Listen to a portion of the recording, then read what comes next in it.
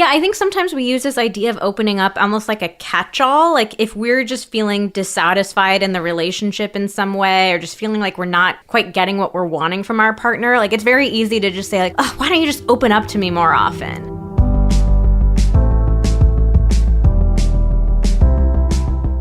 Hello and welcome to the Pillow Talks podcast. We're your hosts, Vanessa and Xander Marin. I'm a sex therapist with over 20 years of experience. And I'm just a regular dude.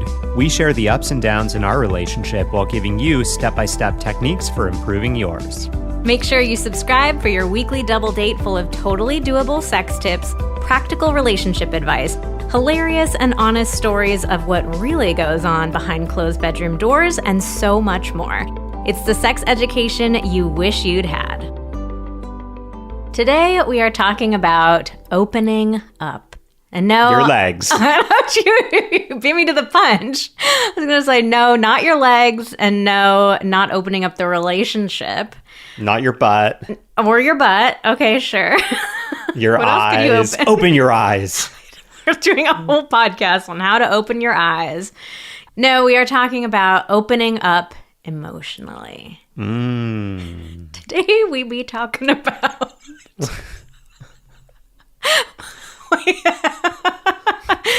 we have a secret, guys. We actually there are two podcasts that get recorded in this household. One is our podcast, Pillow Talks, and the other one is our dog.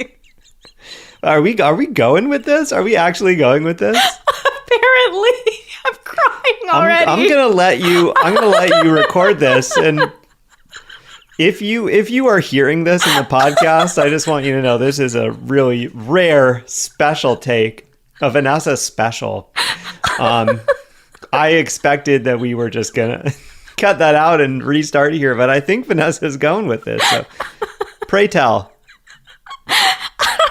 Why I decided to do that. Our dog Maggie has her own podcast. It's called Magr's World. That's Magr. Maggie doesn't know how to spell her own name. Her English is still improving.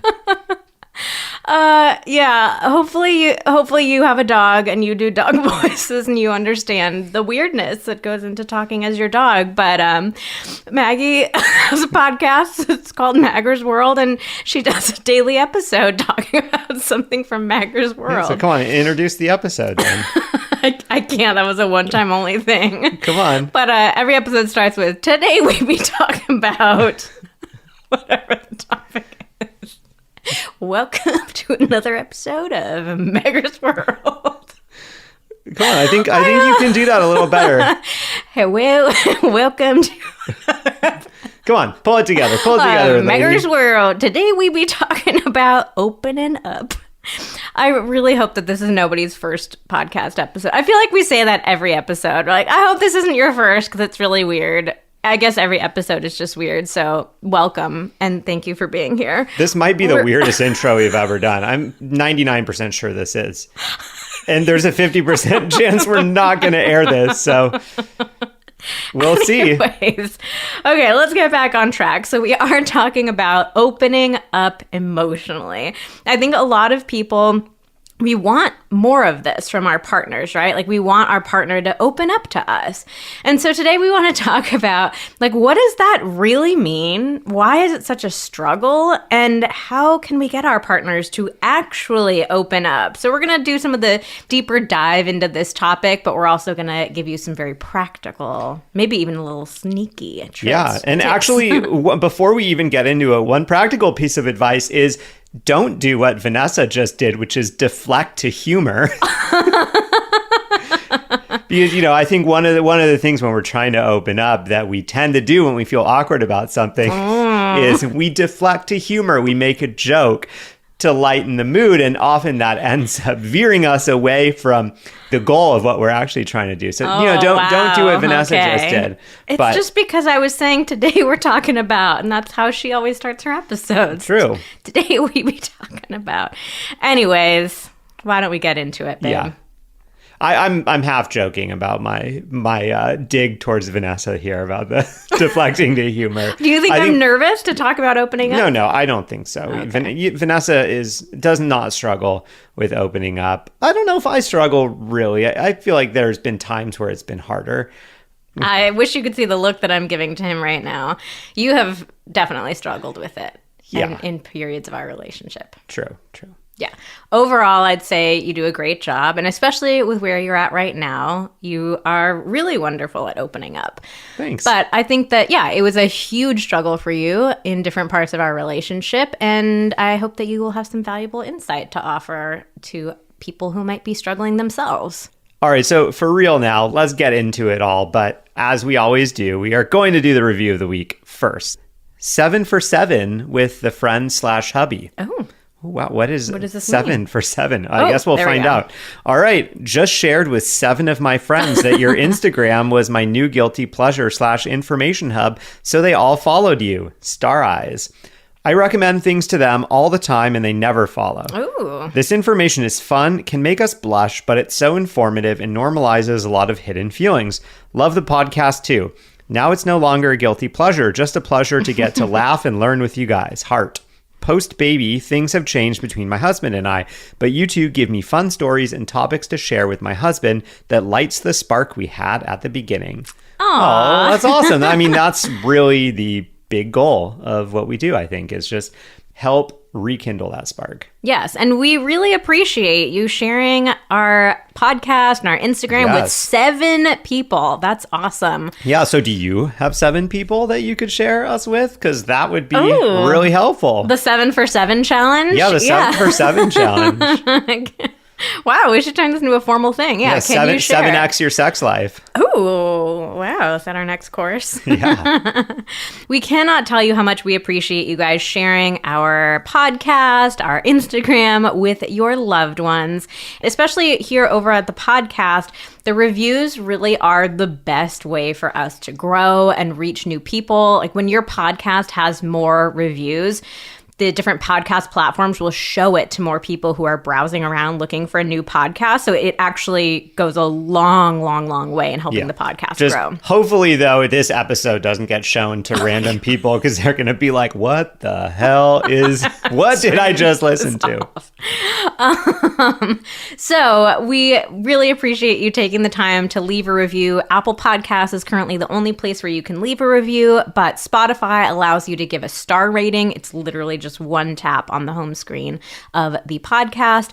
If you haven't heard us talk about it before, we do a weekly giveaway with reviews. Once you leave a review, you are entered every week going forward. We pick one winner a week, and if you are picked, you can come over to Instagram at Vanessa Marin Therapy and DM us a question, and we will send you a free personalized mini coaching session. So it'll be us in your back pocket. I don't know where that came from. That sounds really weird. We might need to work on that one a little bit. Okay. We'll give you a free coaching session.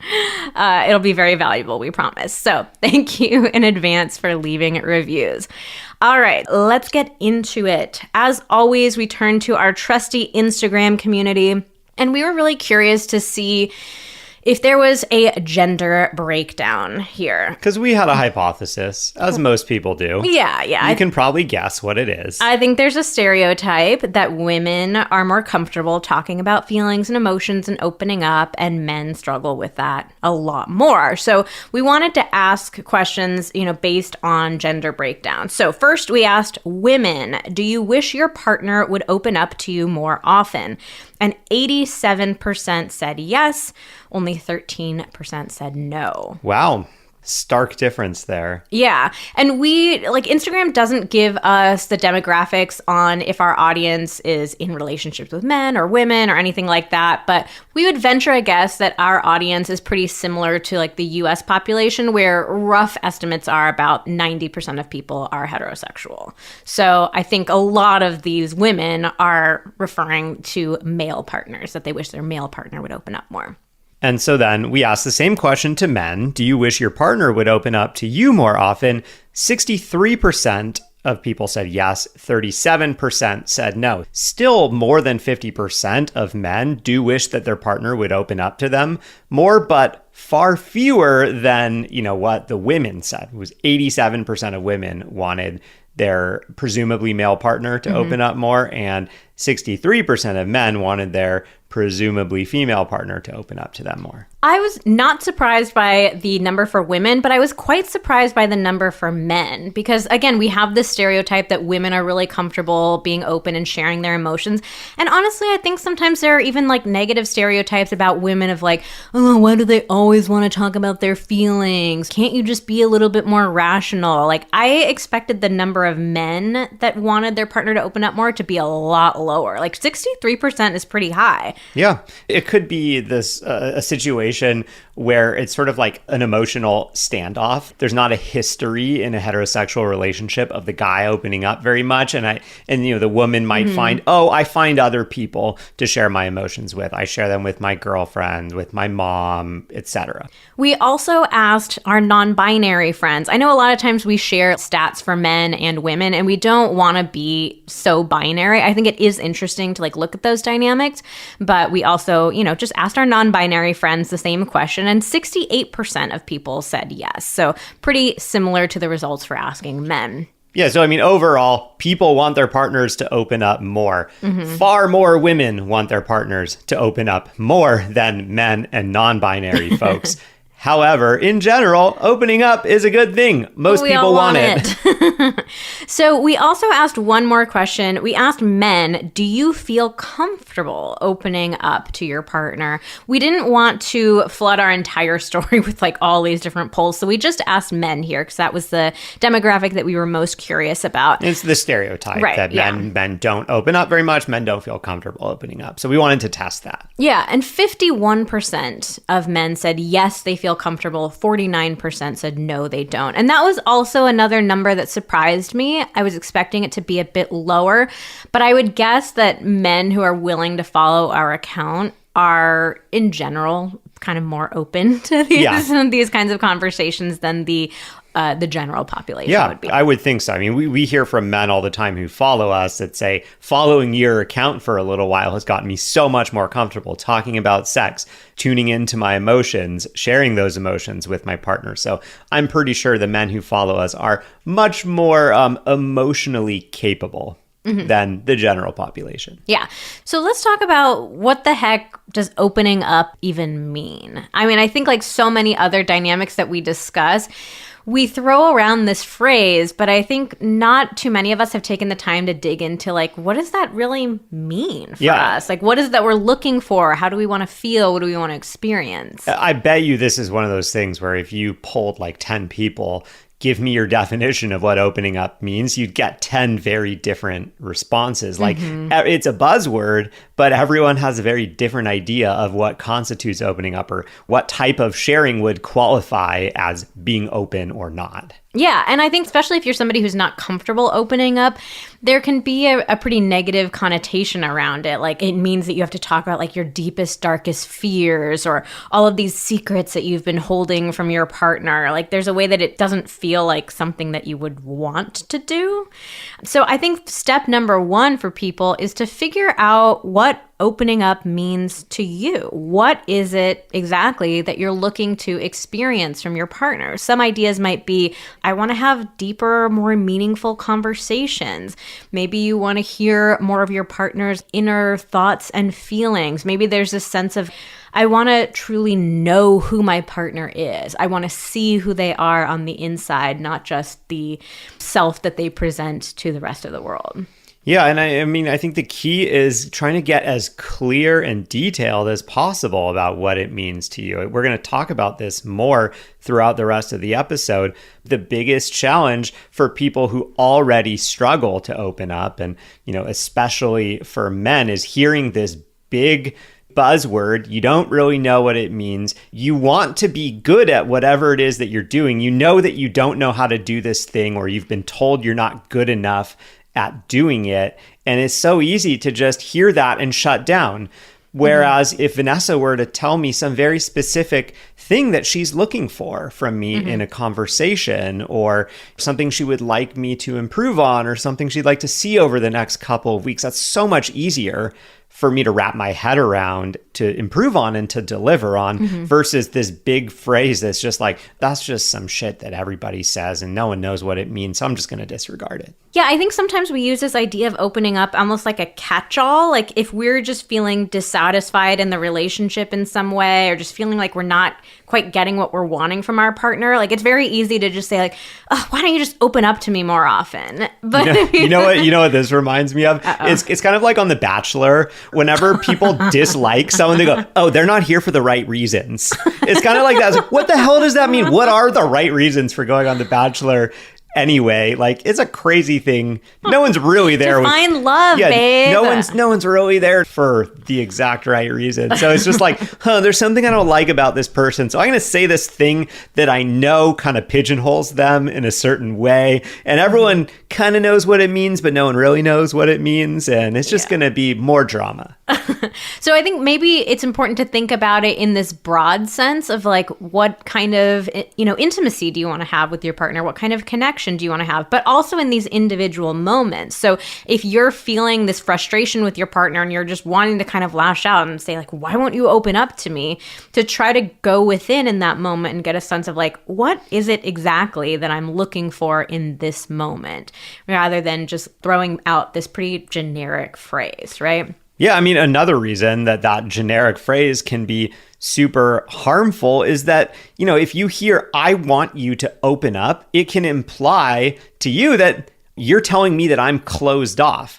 So instead of it being an invitation to share more, it can actually feel like a personal attack. Like, you're telling me that I'm closed off. You're telling me there's something wrong with me rather than inviting in more intimacy or initiating a conversation. It's like starting an argument. If we were to look at what are the specific moments where one partner says, I want you to open up, I would bet that the majority of them are negative. Like it's sort of thrown out as an insult or in frustration rather than this really like tender, loving, like, I want you to open up to me. And so I think it's really easy, like exactly what you're saying, for it to feel like this negative thing to your partner, like they're being judged or criticized, they're doing something wrong. So I think reframing this idea of opening up to your partner can be really powerful. So if even that specific phrase, opening up, has brought up arguments or, feels triggering to your partner in the past, cut that out of the vocabulary. Yeah, you can swap it out with something like, I want to feel closer to you, or I want us to have some alone time right now, or I want us to share with each other, something that feels more positive. Yeah, actually, so you listed out 3 things. The first one was like, I want to feel closer to you. And then the other 2 were very specific. I want some alone time. And what was the third one? It was another very specific thing. As you were saying that, when you first said, I want to be closer to you, I was like, that still feels very vague. Yeah. And then the next 2 examples you gave were super specific. Like we said, the more specific you can get, the better, especially if your partner is someone who you perceive as typically struggling with opening up. Yeah. Other examples that are coming to mind is like, I want to hear what's going on for you, or I want you to feel comfortable sharing with me, stuff like that, where they can get a little bit more specific rather than just the like, open up to me now. So I'm curious, what does opening up mean to you, Xander? Yeah, for me, I think it's really just what is going on in your head. What are you feeling in your heart? In the moment. We've been together for a long time, and I feel like I have a pretty good sense of when you're feeling off. I can see it in your face, or just in a moment where it's like something happens and all of a sudden your expression changes, your body language changes, and I can tell something is going on for you. I'm not sure exactly what it is, and I want to be I want to be with you in that. I want to be your teammate, and I want to understand what's going on.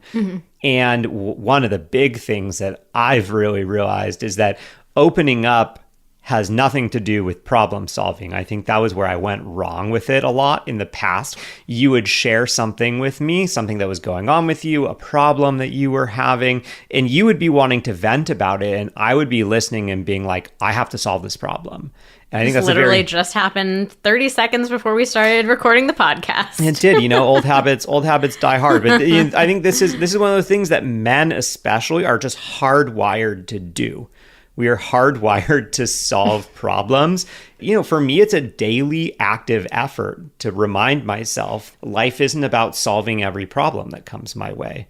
Some things are better left unsolved. Like what I was saying is just, I can see that something is going on with Vanessa. I've learned often what's going on is she's still feeling into what's going on. I just want to be a part of it. I want to know what's going on so that I can be there with her rather than just continue on my merry way and be like, oh, she looks like she's upset now, but whatever, that's her shit. So do you think that holds a lot of men back from opening up because they don't want to go into problem-solving mode with their partner? Yeah, I catch myself sometimes hesitating to share what's going on with me because I'm starting to feel something. I'm starting to worry about something. I'm whatever. I can tell that it's not a fully formed thought, something that's just come up for me, and I don't really know where it came from. I don't really know exactly how I'm feeling yet. And there's that instinct where I'm like, oh God, if I just wait this out, maybe it'll go away and then I won't have to deal with this. So you don't want to share something with me unless it's like you already have it sort of figured out. You already have the solution to it. Yeah, or maybe not solution necessarily, but that I feel really confident in expressing what is going on. And what I've learned, I mean, this is kind of counterintuitive, but I think that getting more in tune with your emotions means sharing what is going on for you before you know what is going on yourself. Is starting to be like, I don't know, just an example from the other day. We are in the process of moving. We're moving out of our home in Los Angeles that we've lived in for the last 5 years. Yeah, this is the last podcast that we are recording here. And saying that gives me a little bit of a feeling, an inkling of a feeling that I'm sad. It's bittersweet. Knowing that we are doing things for the last time. And I caught myself being like, ooh, this feels uncomfortable. I don't like this, but I don't really know what's going on yet. So maybe I should just sit on it. And I've come to realize when I have that thought, that is a cue for me that I should share what's going on. Because as we've talked about in many other episodes, the best way through your feelings is like actually going through them, sharing them, even if they feel incomplete, feeling into it rather than trying to run away from it. And so, I think I shared with you like, oh, I'm feeling a sort of way about this.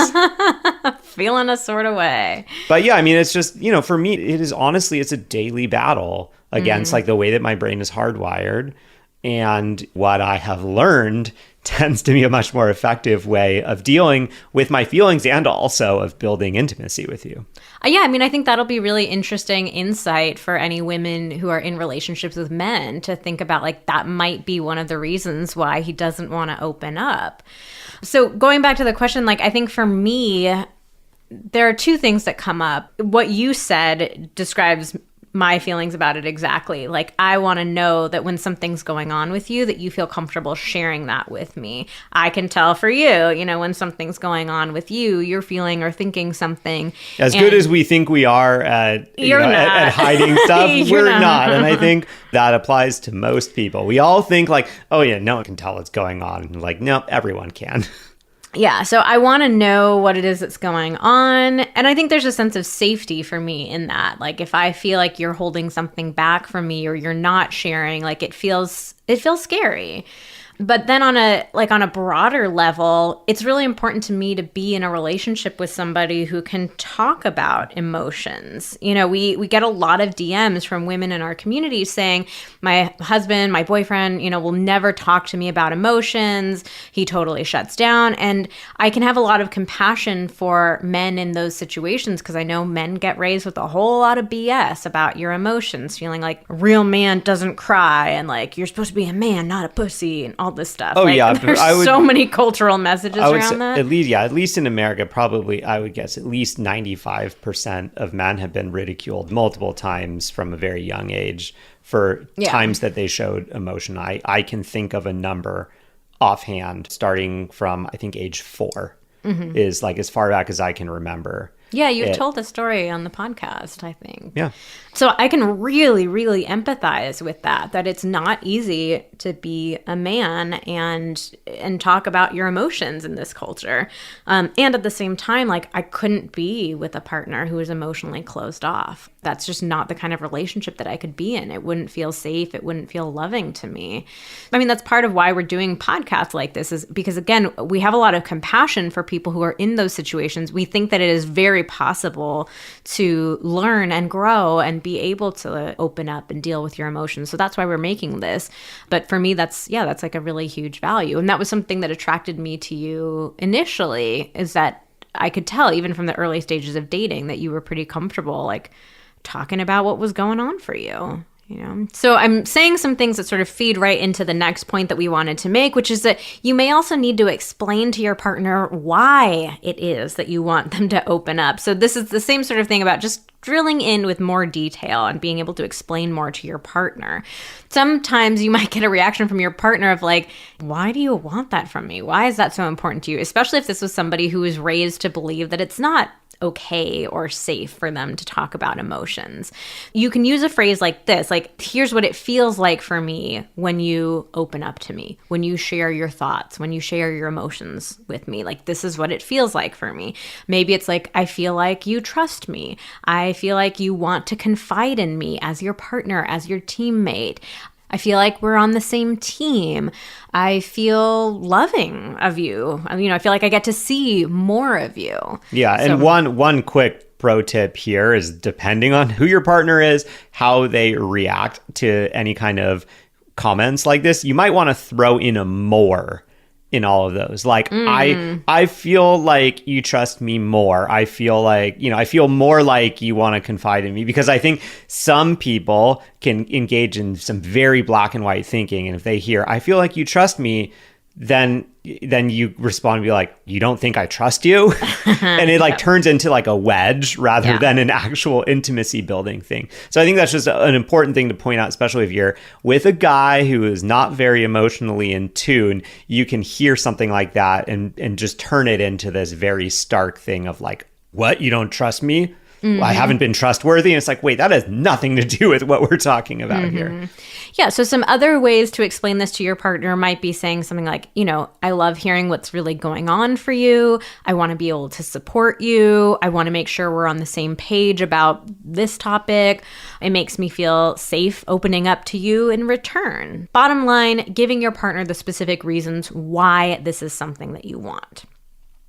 Our next tip is that you need to make it safe for your partner to open up to you. Oh, yeah. I mean, we already touched on how, at least for men, and I'm sure that women have plenty of experiences like this as well, of being ridiculed for being emotional, being ridiculed for sharing too much. It may not be that women are being regularly ridiculed for being emotional, but I'm sure there's an aspect of like, oh, well, there's an appropriate amount to share. And then you cross that line and it's like, nope, that's too much. You shouldn't have done that. I think it's very easy for us to feel like it is unsafe, and perhaps that things have happened in the past in our current relationship that made things feel unsafe. And that's not because like anyone is trying to hurt the other person, but we've just been socialized in certain ways where we can fall back in these old habits of be like, oh, please, like, don't share that. That's really uncomfortable. Like, I don't feel good with that.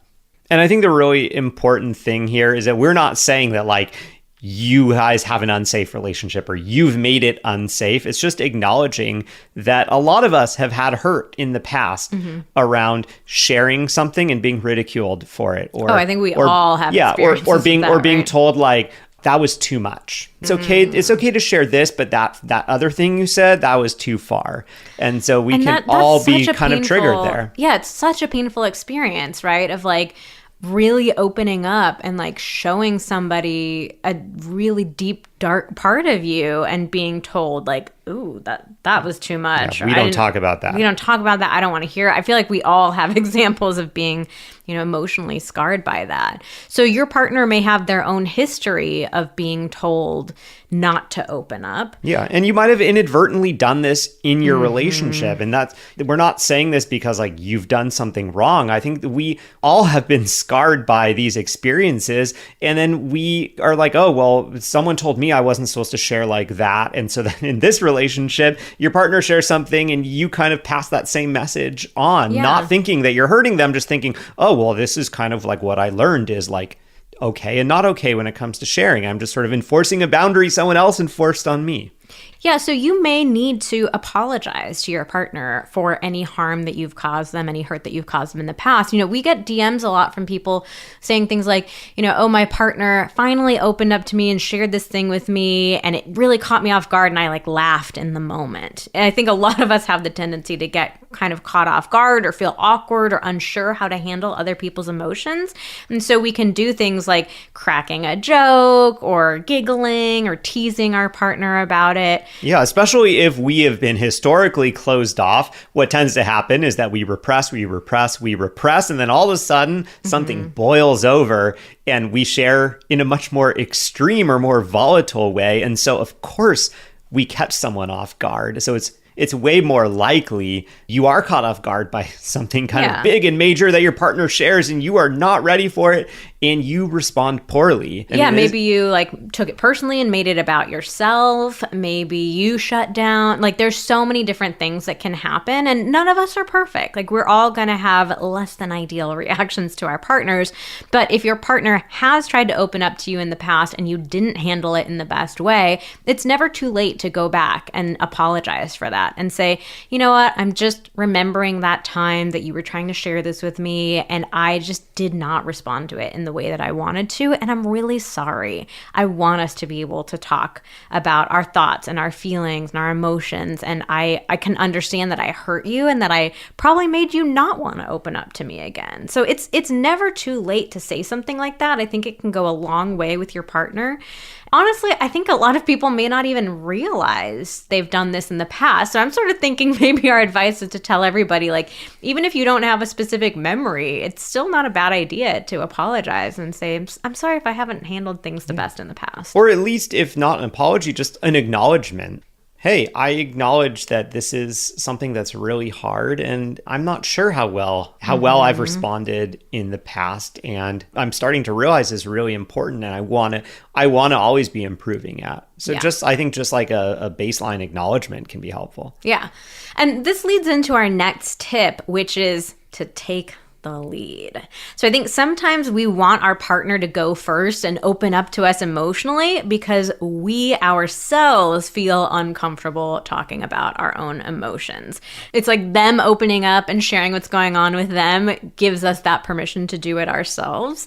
And so I totally understand that. But I think that especially if you're with a partner who historically has struggled to open up and share things with you, then it's likely that you're going to need to go first to open yourself up, to be vulnerable, to share things, and to like demonstrate to your partner, to be an example to them of this is what opening up looks like. And this is what I would love to experience from you too. I think the key here, though, if you go first, try not to have the expectation that your partner reciprocates in exactly the way that you just did. I think that a lot of people build this up of like, okay, we're going to open up. And so I'm going to share this. And then our partner hears it and maybe shares like a little something that feels a lot smaller than you. And you go, oh my God, it's so unbalanced.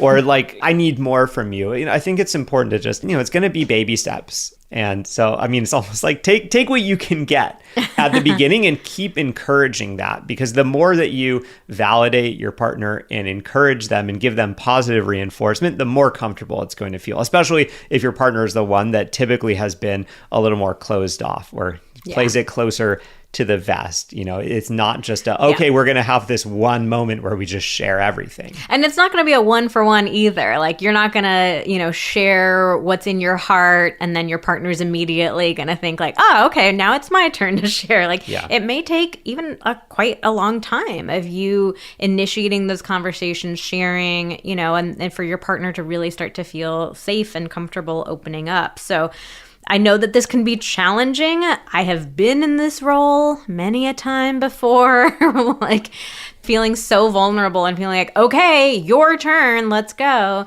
So I get it. And we also just have to recognize that we're different human beings and we're in different places in our journey. And it may take your partner longer to get there than you like. But be patient. Keep going first. All right, let's get into some more nitty gritty because I realize we're having some pretty big conversations about this. This is a big topic. So I want to get more nitty gritty with like some really practical tips that you can do. First of all, we asked our Instagram audience to give us your most practical tips about getting your partner to open up. And I wanted to share by far and away the number one answer that came up. And we actually do not recommend this, but let me first just say like the tip was alcohol. So I would never recommend alcohol as a way to open up. Our goal is to help people feel comfortable doing this sober. And I think there can be a lot of problematic things that come up around using alcohol to open up emotionally, open up sexually. So this is not our recommendation, but I did think that it was really interesting that so many people felt like this was their primary tool for helping their partner open up. Yeah, I mean, I can totally understand why people gave this response. Alcohol is very effective at making you feel more uninhibited and sharing things. I think the flip side of that, though, in general, there's sort of this like socially accepted idea when we have consumed alcohol, we say things that we sometimes don't mean. Yeah, you might have an experience where it's like, oh my God, we really opened up to each other. And like my partner said some stuff that, you know, felt really big. And then you sober up and you never speak of it again. Yeah. Or and then, you got too drunk to even remember what your partner said. Yeah, or you find yourself wondering afterwards, like, like I wonder, did they really mean that? But it doesn't really feel safe to ask. Or like your partner who shared a lot might feel really embarrassed the next day or the next week or whatever it is. And be like, oh God, I think I shared too much. And so the benefits do not outweigh the costs. Like I would say they totally balance each other out, or perhaps the costs are even higher. I think the costs are higher. Of like you might open up, but you're just making it harder to open up without that. You get into a fight too. Yeah. Like we in the early stages of our relationship, we had so many dumb arguments because we were drunk. Like that started off as us talking about something deep or meaningful, but we were misunderstanding each other because we were drunk. Yeah, and like it caused we had so many fights where we would wake up the next morning and not even remember like what the fuck did we fight about. Yeah, it was just like I feel like like physically I feel like shit, emotionally I feel like shit, and I don't know why, and that sucks. So don't do this. But let's talk about some of the tips that we do recommend. A great one is to do some sort of activity. A lot of people feel more comfortable opening up if they're doing something physical. Like it could be some sort of hands-on project that you're working on. Maybe it's going for a walk, getting outside, being in some nature. Like that can really help. So some sort of activity. Another super practical tip is to try being side by side with your partner rather than face to face. Interesting. Yes. So it doesn't feel like an interview. Yes. I think, being face to face with somebody, making eye contact, that's very vulnerable. It makes it harder to open up and to be really vulnerable in those kinds of situations. So again, a walk, where you're side by side, going on a drive in the car where you're side by side, like those can be great times. And I think there even have been psychological studies that have shown that men in particular are much more likely to open up when they're doing a side-by-side activity. Yeah, I mean, it's funny because I just was thinking about like what being face-to-face reminds me of. And it's like getting in trouble at school, like, your teacher talking to you, like sitting in the principal's office or a job interview, all these things that feel more high stakes. We just associate like that face-to-face interaction with this scary thing where it's like, oh, I need to perform. I need to be like locked down, buttoned up. Yeah. And Vanessa and I actually, it's funny because we eat dinner side to side. We don't sit facing each other. But then, when we go out to eat, we always, are at a table where we're face to face. And it's there. I kind of like being side to side. Yeah. But then it's like, it's awkward at restaurants being, we'll have a side by side table, please. All right, our next practical tip is to ask better questions. So a question like, how was your day? That is not going to get anyone to open up, right? I mean, unless you have a history of it, like if, I don't know, if you, Vanessa, are hanging out with your girlfriends or something and you're like, oh, hey, how was your day? You might have a track record of being really open with each other. I think that's one of those questions where we just have such generic pre-programmed responses like, oh, it's fine. How is yours? It's like, how are you? Good. How are you? I'm good. How are you? I'm good. How are you? Like we just go into like a spiral around it. I think the reality is that when we get into long-term relationships, we kind of lose some of our conversational skills. I think we ask much more interesting questions at the early stages of relationships. And as the years go on, it's like, how was your day? How are you? What do you want for dinner? It's just like really boring, bland questions. And maybe if your partner had a terrible day, they might share some things with you. But in general, like it's just, you got to get more creative and more interesting with your questions. It also can be useful to ask open-ended questions instead of yes or no type of questions. Like you want to encourage your partner to share a bit more. Okay, so let's say you've asked some better questions and your partner, they're starting to open up to you. Oh my God, it's happening. So our next tip is to be an active listener. So this is an episode in and of itself, but it kind of ties back into what we were talking about earlier about making it safe. You want to encourage your partner to continue sharing. So active listening means don't interrupt your partner. Don't jump in to share your own experiences. And that can be really hard because you get excited. Like, oh my God, it's happening. In your mind, you're like, oh, well, I want to encourage this by relating to them or like interjecting with something. And it's like, no, just pump the brakes, just shut up and listen. Get curious about them. Like ask follow-up questions. Get them to share more information. Can you tell me more about that? Then what happened? What else were you feeling?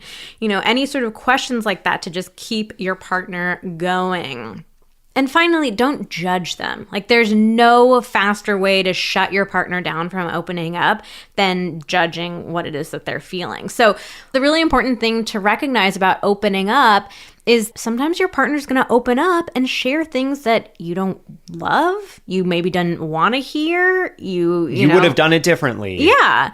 We can't put these boundaries on our partner, only open up and share the things that I want to hear. Like you might hear about something really difficult that your partner is struggling with. And so I think it's just so important to be an open listener and not to shut them down with like, well, why did you think that? Or why didn't you do this? Or that's not how you should feel. You don't want to cut your partner down, especially if there's somebody who historically has not opened up a lot and they're like just starting to get in the groove of doing that with you. Yeah, or if you have historically been very opinionated, with your partner of like, oh, why did you do that? Why didn't you do this? Why didn't you say that? And that just creates an unsafe environment for your partner who goes, oh, well, whenever I share anything about what happened, my partner tells me I did it wrong. They try to problem solve. Yeah, they try to problem solve. They told me a different way that I should have done it. And so it's really easy for a dynamic to develop between two people where you're like, I don't really want to share what was going on in my decision making or what I was feeling because whenever I do that, it seems like I just get nitpicked. Yeah. So just listen. Don't problem solve. Don't judge. Don't give your opinion. Just listen. That is the best way to get your partner to continue opening up. Even if you're finding yourself disagreeing or really wanting to say something, maybe at the end, just be like, wow, that sounds like it was really challenging. I would say, like, if you have something that let's say you want to talk about it more, or there's, something that came up for you, save that for a different conversation. Have this one conversation where your partner's opening up, you're sharing, tell them, like, thank you for sharing. I really appreciate that. Like, I love seeing this side of you. I'm so thankful that you opened up to me.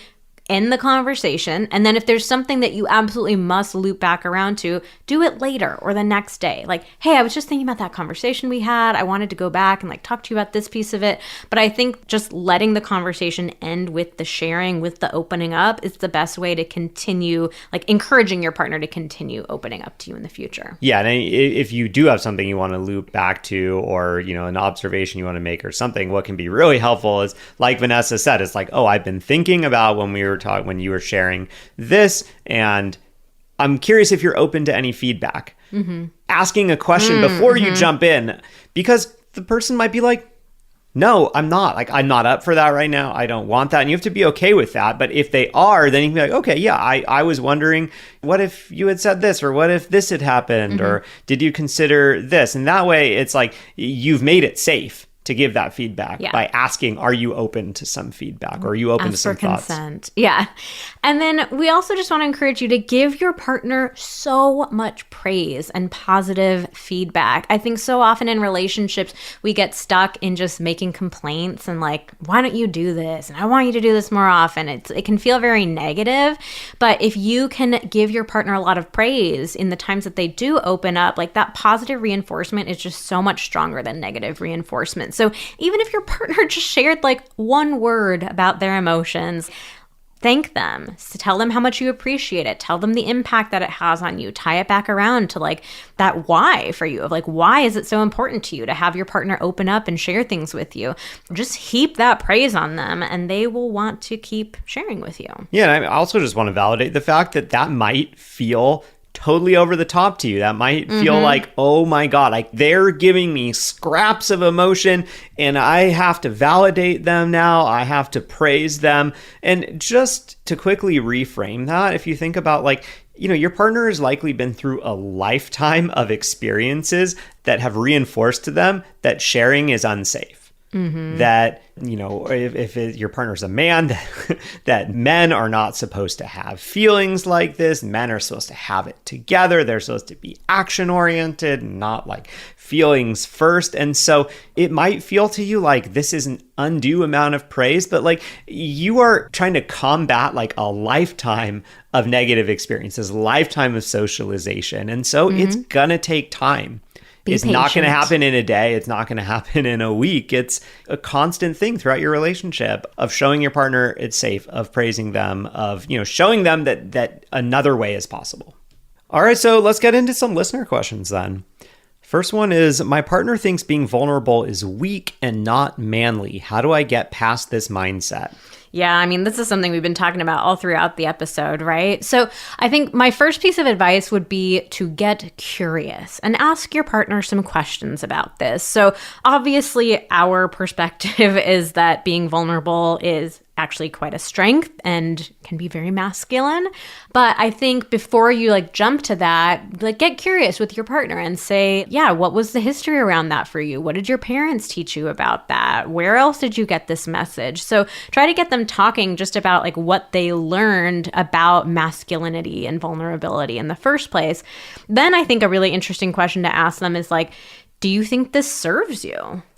Yeah. Do you think this helps your life? Or did it serve the examples or the role models that you have of that behavior? I think that may be an even more relevant question. I think, I can't think of many examples of like the strong, silent type man who's really been particularly successful at it, who, hasn't been divorced, who, has, a good, positive life. I think that oftentimes we see these examples, but the people living that example are not particularly successful at it. They have a lot of challenges that they confront as a result of that mindset. Yeah, so then I would go through the tips that we laid out in this episode around sharing with your partner, like why this is important to you, why it's meaningful, and what it feels like. And I would really just recommend trying to be patient and let your partner take baby steps in this. Like if this is a man who's had a lifetime of being taught real men don't cry, this is going to take some time to unravel. And it's really going to take you giving lots of positive reinforcement and praise and affirmations around that to help your partner like slowly unravel this really challenging dynamic.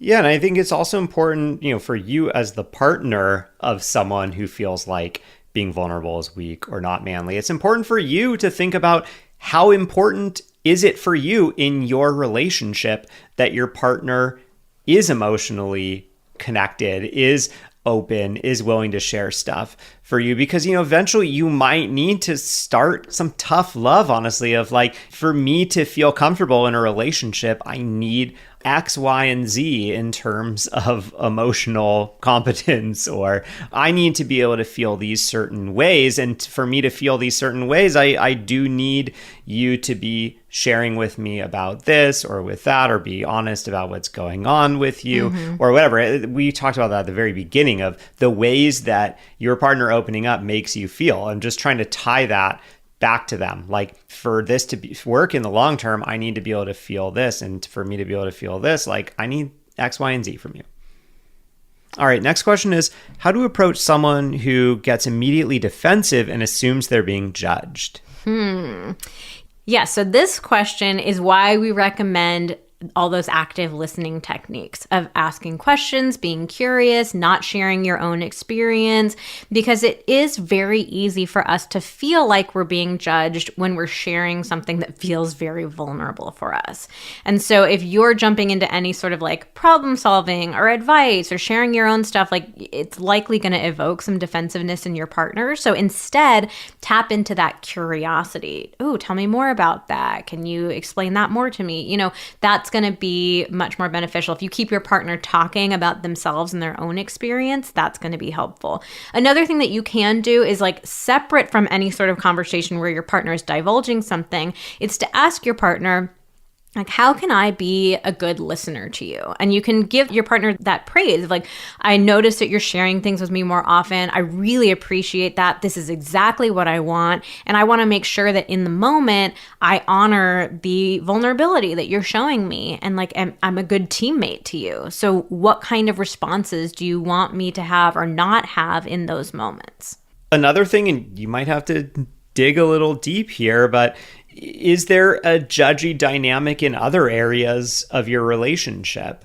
I think that oftentimes, you know, it might be that your partner does feel uncomfortable because they do feel judged in other areas of their relationship, you know, whether that's sort of with like how they deal with household responsibilities or how they deal with the kids. And I think for someone who is not very emotionally in tune, it can be hard to separate. My partner kind of like nitpicked the way that I did the dishes or something. And then I'm starting to share about my feelings and I'm worried that they're going to do the same thing. And so we're not saying like, oh, you can't ever do that. But I think it's just important to try to have that acknowledgement of like, hey, you know, I acknowledge that I have been a little judgy in this area, and I'm starting to realize that might contribute to you feeling like you need to be a little more closed off because you don't want to open yourself up to that. And it's way more important to me that we're able to share these big things with each other.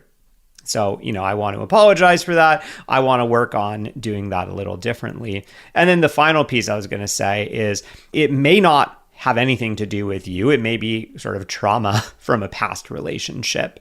And so that might be something to dig in, not dig into, but like to just open up a conversation of like, have you had really negative experiences in the past of sharing something and being judged? And what was that like? And just have some empathy for them. And in that case, if there really was a truly traumatic experience in the past, like your partner may need to go talk to a therapist to get through that, because it's not like you can't help them through that necessarily. You can do your best to show up in the right way for them, but you can't be their therapist and solve that problem. All right, final question. What if my partner is so disconnected they don't even know what they're feeling to open up? Well, you just said therapy a second ago. Therapy is going to be the answer to this one. I know that that's probably an answer that people don't want to hear, so I can give a couple of practical tips too, but I just want to be super clear that, like, you know, opening up, knowing what your emotions are, this is a skill, and we don't really get the opportunity to learn it in many places in life, but therapy can be such a great container for this. But practically, a few things that you can do: ask your partner about their thoughts. So if you ask somebody, like, what are you thinking about this? They're more likely to share something with you than if you ask questions about their feelings. So you can start with thoughts, and you'll probably notice that when people start talking about their thoughts, they actually do share a lot of feeling words, but it's the, you know, approaching it from this mental standpoint that makes a lot of us feel more comfortable. Another thing that you can do is print out a good old feelings wheel and put it on your refrigerator. It seems so cheesy, but the feelings wheel, seriously, can't say enough good things about it. It is very effective. Often our brains just need to be jogged a little bit of like, oh, here are some options. Here are a lot of options. Yeah. And the feeling wheel lets you kind of hone in on the options too. So if you've never seen a feelings wheel, there are a ton of different varieties of it, but the basic idea is that it's showing you different feelings. So it's divided up into like kind of core emotions, and then it branches off and shares tons and tons and tons of other more specific feelings. So it's really helpful in the moment if you're like feeling something and you don't know what it is. Start off in one of the bigger categories, and then you kind of look at the more nuanced emotions. So it just gives you names to feelings, but it can be really beneficial at just developing more of that familiarity and getting a sense of what the heck is it that I am feeling in the first place.